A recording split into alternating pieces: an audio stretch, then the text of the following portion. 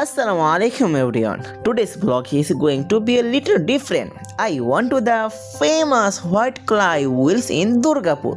The place was beautiful, peaceful, almost unreal. দেখেন ভাই, জায়গাটা একদম সিনেমার মতো। চারদিকে সাদা মাটি, উপরে নীল আকাশ। মনে হচ্ছিল ভাই আমি বাংলাদেশে না, আমি অন্য কোনো দেশে চলে এসেছি।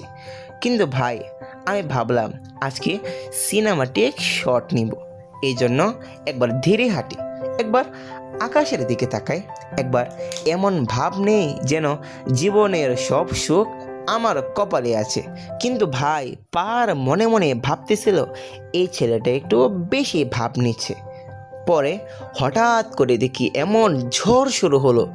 ঝড়ের পর যখন আমি লক্ষ্য করলাম, দেখলাম চুলের ভিতরে সাদা মাটি, মুখের পাশে সাদা দাগ, কানের ভিতরেও চীনামাটি। ভাই ঘুরতে গিয়েছিলাম, কিন্তু মনে হলো আমি পাহাড়ের একজন মূর্তি হয়ে ঘরে আসলাম। যখন ভাই বাসায় এসে আয়নায় তাকালাম, নিজেকে বললাম কিরে ভাই এটা কে? সকালে বের হয়েছিলাম মানুষ হয়ে, ফিরলাম সাদামাটির প্রজেক্ট হয়ে। মায়ের ডায়লগ যদি আমি বলি, মা আমাকে বলতেছে, কে রে, তুই পাহাড় দেখতে গিয়েছিলি নাকি পাহাড়ের কাজ করতে গিয়েছিলি?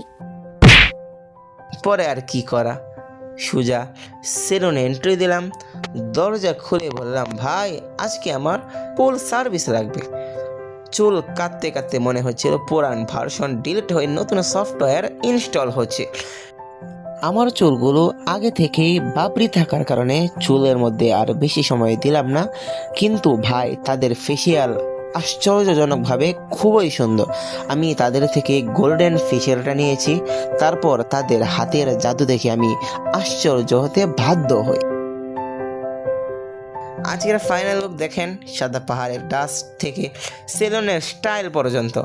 লাইফে ঘুরতে হবে আর মাঝে মাঝে নিজেকে রিফ্রেশও করতে হবে।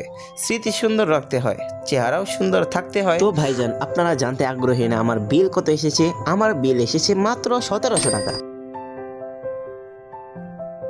আজকের ব্লগ কেমন লাগলো জানাবেন কমেন্টে। ভালো লাগলে লাইক দিবেন, শেয়ার দিবেন এবং স্টাইলিশ থাকেন।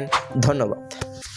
Assalamu alaikum everyone. Today's vlog is going to be a little different. I went to the famous White Clay Wheels in Durgapur. The place was beautiful, peaceful, almost unreal. দেখেন ভাই, জায়গাটা একদম সিনেমার মতো।